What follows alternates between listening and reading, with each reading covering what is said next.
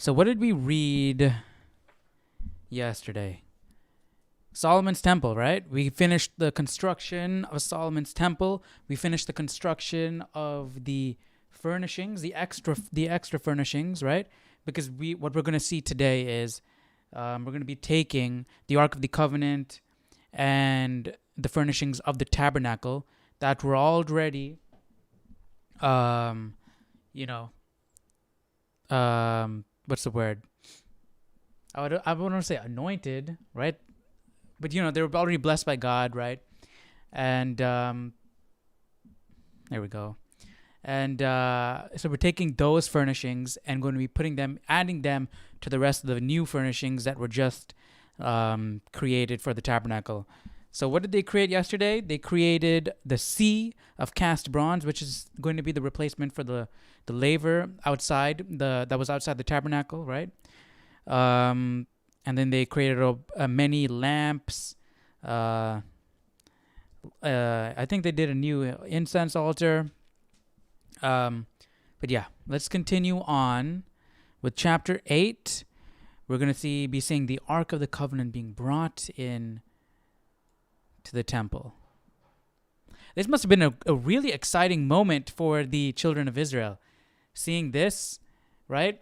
As was the building of the tabernacle. Like this whole building process, because I feel like this is a major event in the history of Israel. So for the people at that time, they knew that it was a big event that was going to be remembered. So when you're living, knowing that history is being made and you're there to witness it, it must have been everybody must have been really excited.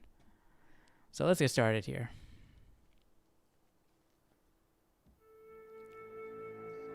Now Solomon assembled the elders of Israel, and all the heads of the tribes, the chief fathers of the children of Israel, to King Solomon in Jerusalem, that they might bring up the Some ark new of the music going covenant on. of the Lord from the city of David, which is Zion. Therefore all the men of Israel assembled with King Solomon at the feast in the month of Ethanim, which is the 7th month. So all the elders of Israel came, and the priests took up the ark. Then they brought up the ark of the Lord, the tabernacle of meeting, and all the holy furnishings that were in the tabernacle. Okay, all of them. The priests and the Levites brought them up. Also King Solomon and all Remember, the congregation. Priests and the Levites, right? You could be just like Samuel was offered, right? You can volunteer. You become a Nazirite, promising yourself to God for your right? So, so these priests and the Levites of Israel who were assembled with him were with him before the ark. Also, I don't know if they laxed on the rules where only Levites could hold that position since Samuel, right? Because he wasn't a Levite, and I don't know if he took. I think did he take the role of Eli, right after Eli passed? So, I mean, he played mostly the role of a prophet and not a high priest, I think. So, yeah. Who were assembled with him were with him. But he did do the before offerings ark, and all that, so. sacrificing sheep and oxen that could not be counted or numbered for multitude.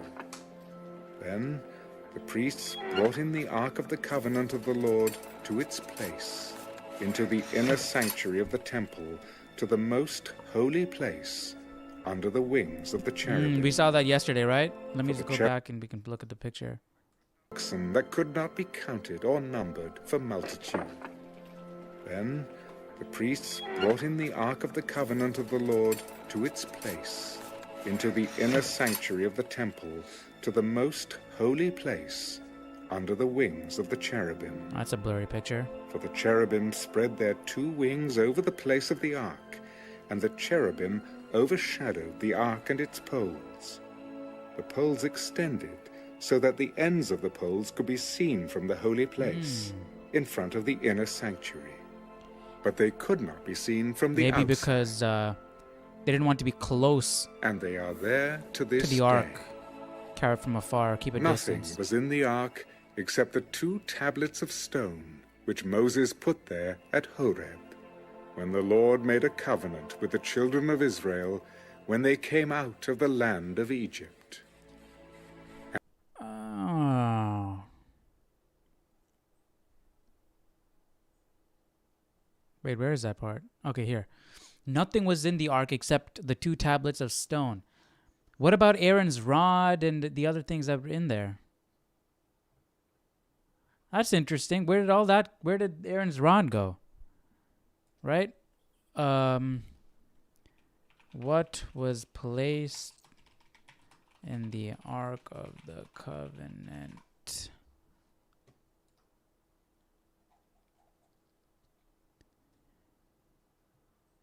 All right, a jar of manna, Aaron's staff that had budded, and the stone tablets.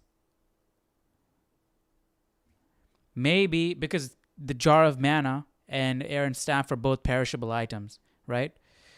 I mean, wood could last, right? The buds will probably die away, but the wood can last. It's in the ark. The gold jar of manna, the manna's there, but the manna probably rotted. We know. I was curious when we read this initially because we know that if they collected extra manna prior to Sabbath, it would rot. So I don't know. Maybe they were just hoping that it would last. I don't know. Interesting. So where did Aaron's staff go? And they are there to this day.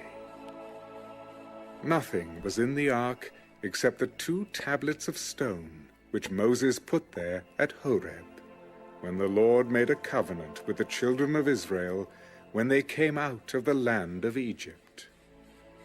And it came to pass, when the priests came out of the holy place, that the cloud filled the house of the Lord, so that the priests could not continue. That must have been crazy. They probably heard about this since the time of Moses and Joshua. They read stories as they're wandering through the wilderness and how the cloud of the Lord had descended upon into the tabernacle.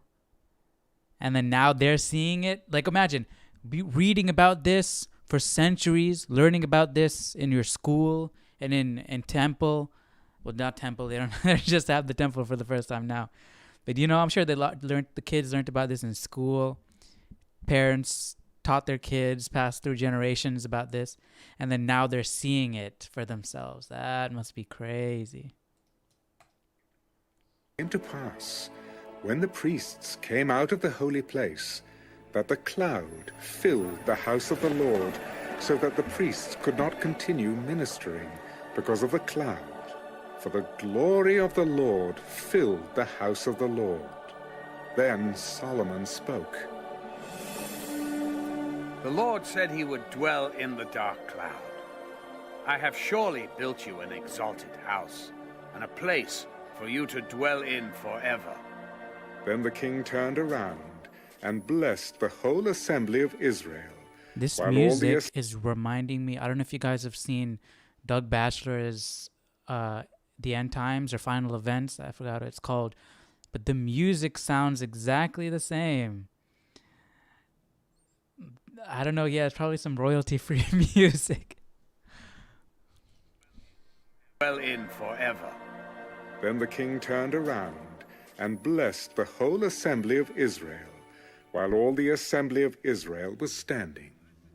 Blessed be the Lord God of Israel, who spoke with his mouth to my father David, and with his hand has fulfilled it, saying, Since the day that I brought my people Israel out of Egypt, I have chosen no city from any tribe of Israel in which to build a house, that my name might be there, but I chose David to be over my people Israel.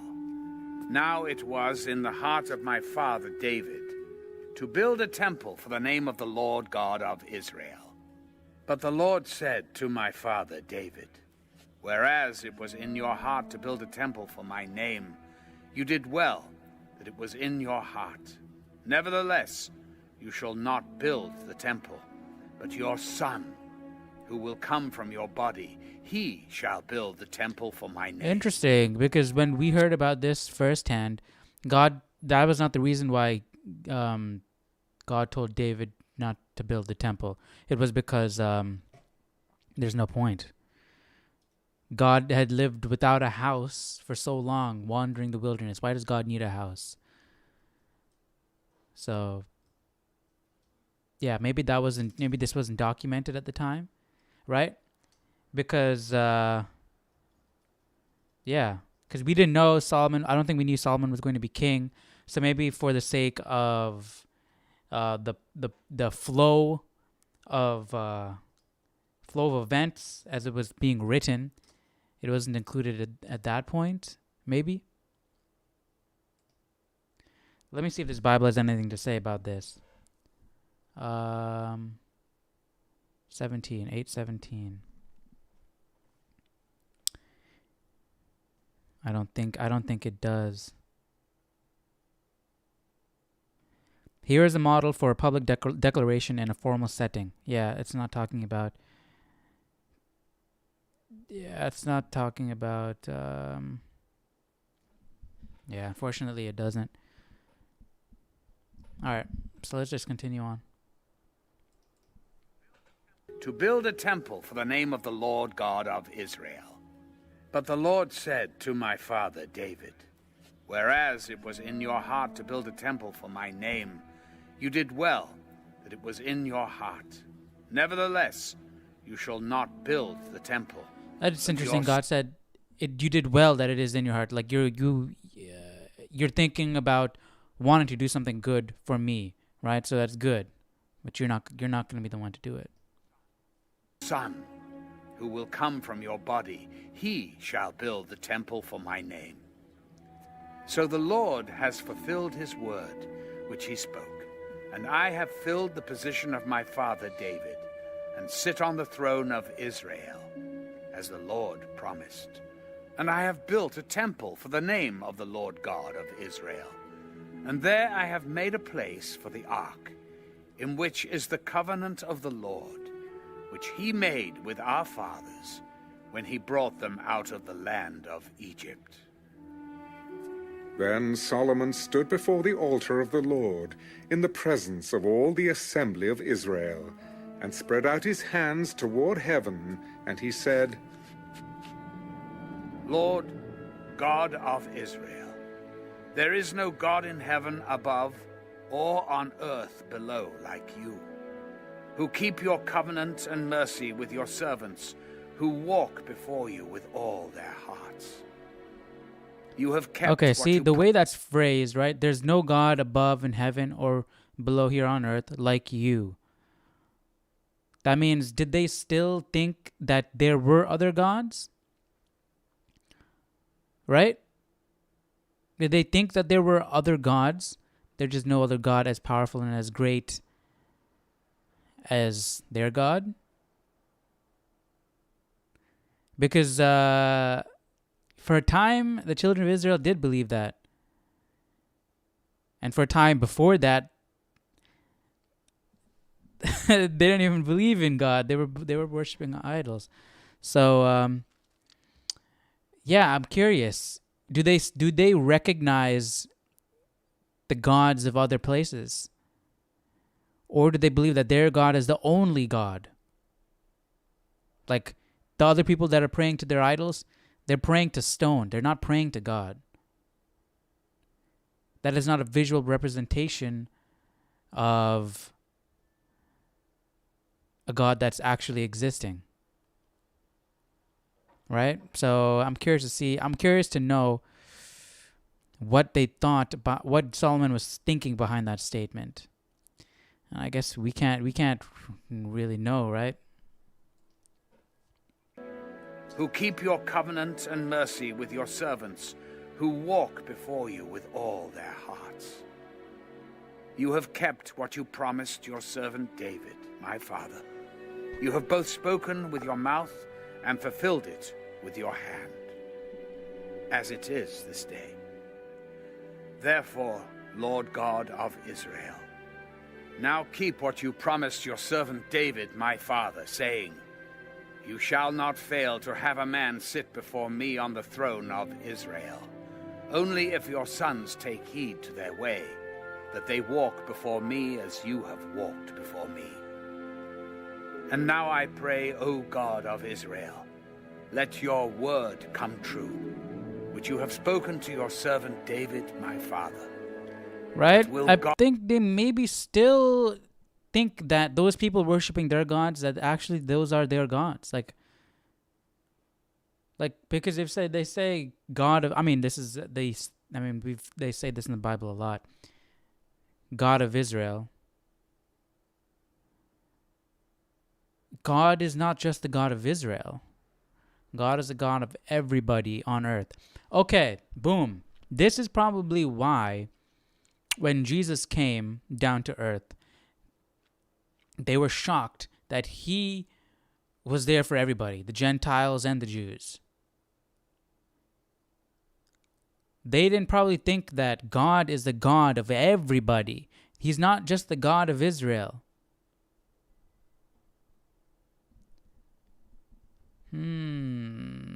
Yeah. I think that's what's going on here. And that's interesting. Let your word come true, which you have spoken to your servant David, my father. But will God indeed dwell on the earth? Behold, heaven and the heaven of heavens cannot contain you. How much less this temple which I have built? Yet regard the prayer of your servant and his supplication, O Lord my God. And listen to the cry and the prayer which your servant is praying before you today, that your eyes may be open toward this temple night and day, toward the place of which you said, My name shall be there, that you may hear the prayer which your servant makes toward this place. And may you hear the supplication of your servant and of your people Israel, when they pray toward this place. Here in heaven your dwelling place, and when you hear, forgive. When anyone sins against his neighbor and is forced to take an oath, and comes and takes an oath before your altar in this temple, then hear in heaven, and act, and judge your servants, condemning the wicked, bringing his way on his head, and justifying the righteous by giving him according to his righteousness. When your people Israel are defeated before an enemy because they have sinned against you, and when they turn back to you and confess your name, and pray and make supplication to you in this temple, then hear in heaven, and forgive the sin of your people Israel, and bring them back to the land asking for God's which mercy. you gave to their fathers. When the heavens are shut up, and there is no rain, because they have sinned against you, when they pray toward this place, and confess your name, and turn from their sin, because you afflict them, then hear in heaven, and forgive the sin of your servants, your people Israel, that you may teach them the good way in which they should walk, and send rain on your land, which you have given to your people as an inheritance. When there is famine in the land, pestilence or blight or mildew, locusts or grasshoppers, when their enemy besieges them in the land of their cities, whatever plague or whatever sickness there is, whatever prayer, whatever supplication is made by anyone or by all your people Israel, when each one knows the plague of his own heart and spreads out his hands toward this temple, then hear in heaven your dwelling place, and forgive, and act, and give to everyone according to all his ways, whose heart you know, for you alone know the hearts of all the sons of men, that they may fear you all the days that they live in the land which you gave to our fathers. Moreover, concerning a foreigner who is not of your people Israel, but has come from a far country for your name's sake, for they will hear of your great name, and your strong hand and your outstretched arm. When he comes and prays toward this temple, hear in heaven your dwelling place, and do according to all for which the foreigner calls to you, that all peoples of the earth may know your name and fear you, as do your people Israel, and that they may know that this temple which I have built is called by your name. See, they're looking at this whole thing with the relationship between God and humans as from our perspective, from the human perspective, and not from God's perspective. So it's like if the human worships God, then God is the God of that human. But right, like the children of Israel worship God, so therefore God is the God of Israel. Not that God created the entirety of the earth and everybody on it. Therefore, God is the God of everybody, not just Israel. So, yeah, they're looking at it from their own perspective. But from God's perspective, I mean, I'm not saying that I can see things in God's perspective. I'm just saying that I feel like God hearing this, he's like, yeah, that guy who's coming here praying to me, yeah, I actually have been keeping my tabs on him for his entire life. We know each other, right? I mean, he may not know me, but I definitely know him. And yeah, you don't need to tell me to listen to this guy, you know? So yeah, God's looking out for every single person, whether you worship him or not, whether you know him, whether you love him or not, he's looking out for you because he created you. So all peoples of the earth may know your name and fear you, as do your people Israel, and that they may know that this temple which I have built is called by your name. When your people go out to battle against their enemy, wherever you send them, and when they pray to the Lord toward the city which you have chosen, and the temple which I have built for your name, then hear in heaven their prayer and their supplication, and maintain their cause. When they sin against you, for there is no one who does not sin, and you become angry with them and deliver them to the enemy, and they take them captive to the land of the enemy, far or near. Yet when they come to themselves in the land where they were carried captive, give me Judges and repent flashbacks and make supplication to you in the land of those who took them captive, saying, we have sinned and done wrong. We have committed wickedness. And when they return to you with all their heart and with all their soul in the land of their enemies, who led them away captive, and pray to you toward their land which you gave to their fathers, the city which you have chosen, and the temple which I have built for your name, then hear in heaven your dwelling place, their prayer and their supplication, and maintain their cause, and forgive your people who have sinned against you, and all their transgressions which they have transgressed against you, and grant them compassion before those who took them captive, that they may have compassion on them.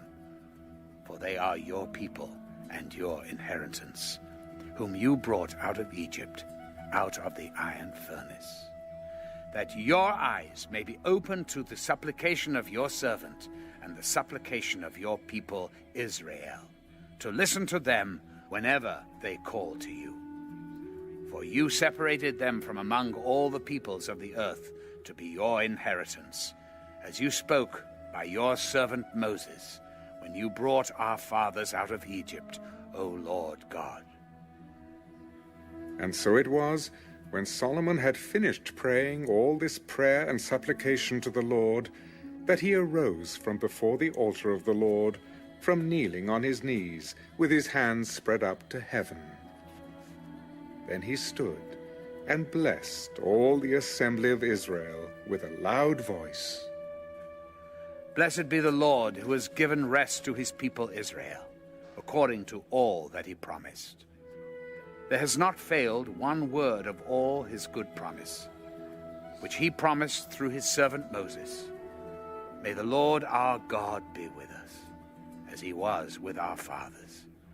May he not leave us nor forsake us, that he may incline our hearts to himself, to walk in all his ways, and to keep his commandments and his statutes and his judgments, which he commanded our fathers.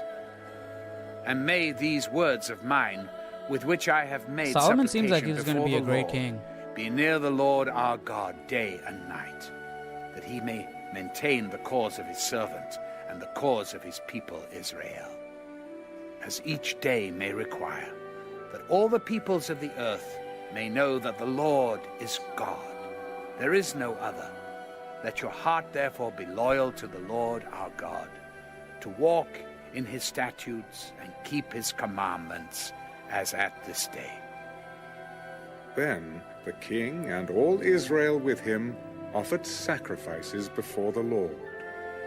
And Solomon offered a sacrifice of peace offerings, which he offered to the Lord, 22,000 bulls and 120,000 sheep. Whoa! So the king and all the children of Israel dedicated the house of the Lord. On the same day, the king consecrated the middle of the court that was in front of the house of the Lord. For there he offered burnt offerings, grain offerings, and the fat of the peace offerings, because the bronze altar that was before the Lord was too small to receive the burnt offerings, the grain offerings, and the fat of the peace offerings. That many offerings, huh? At that time Solomon held a feast, and all Israel with him, a great assembly from the entrance of Hamath to the brook of Egypt, before the Lord our God, 7 days and 7 more days, 14 days. On the 8th day he sent the people away, and they blessed the king, and went to their tents joyful and glad of heart for all the good that the Lord had done for his servant David, and for Israel his people.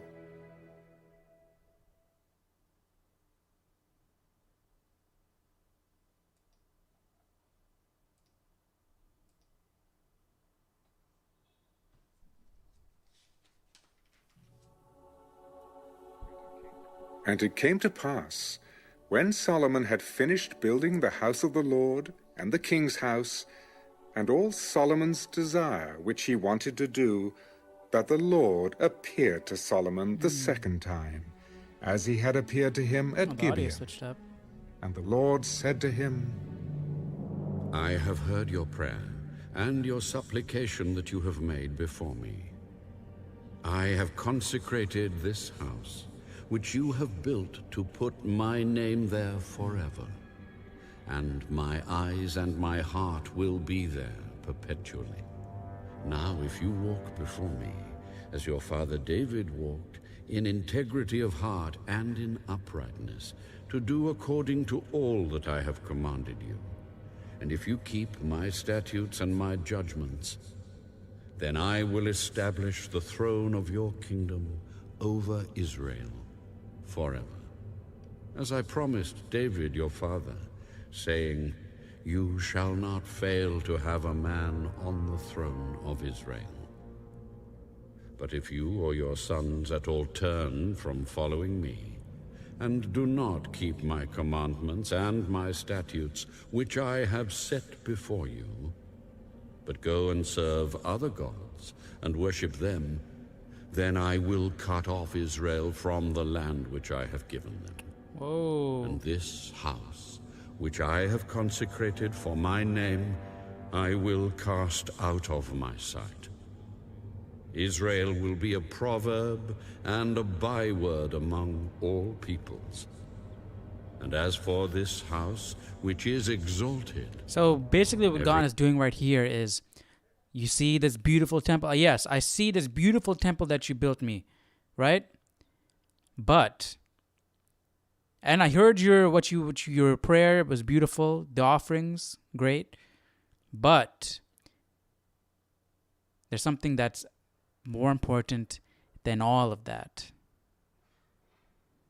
You need to obey me and my commandments.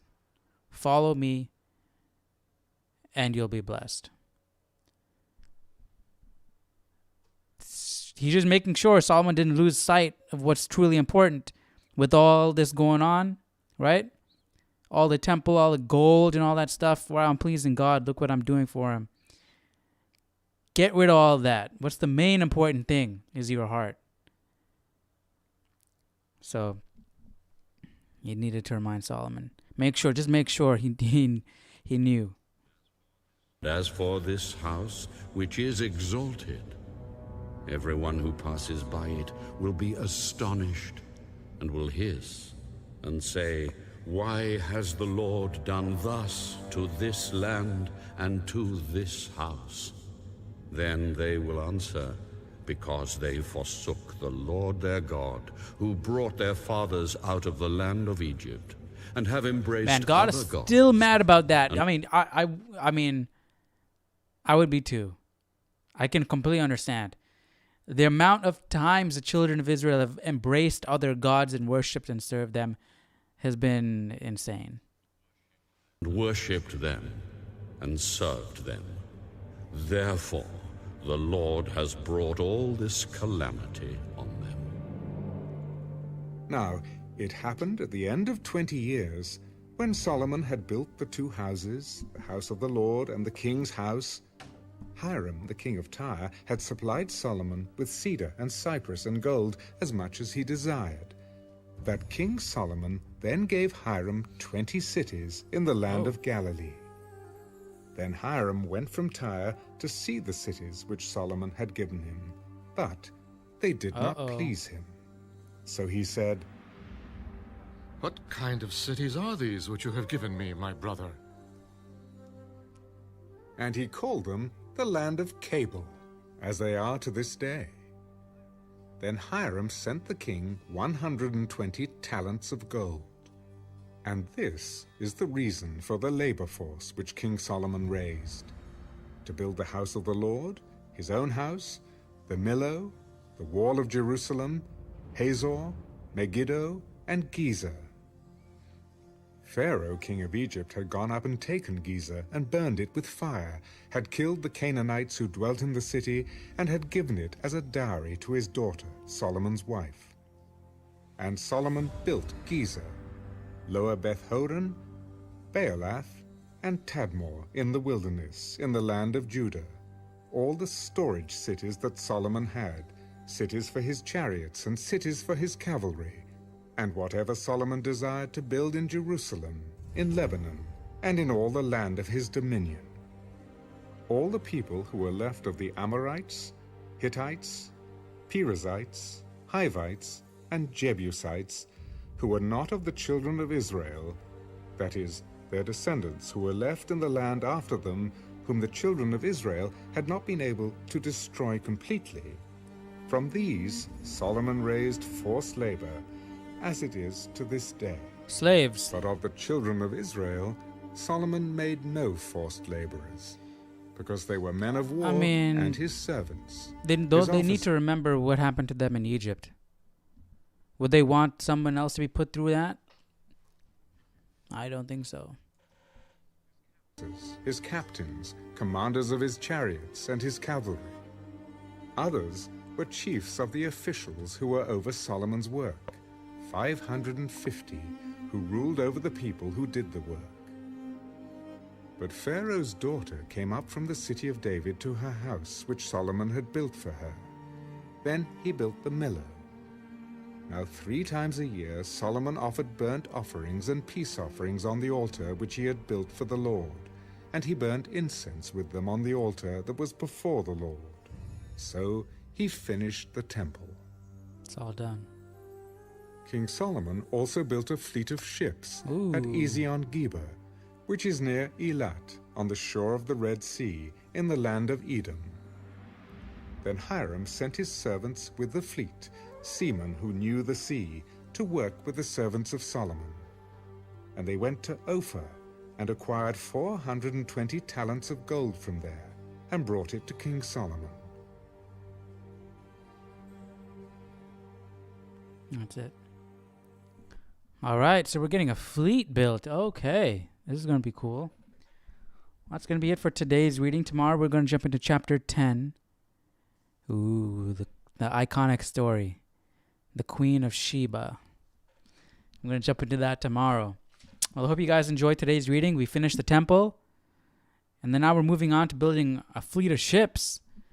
So this is going to be interesting. Hope you guys enjoyed, and I'll see you guys tomorrow for the next reading. All right? Take care. Goodbye.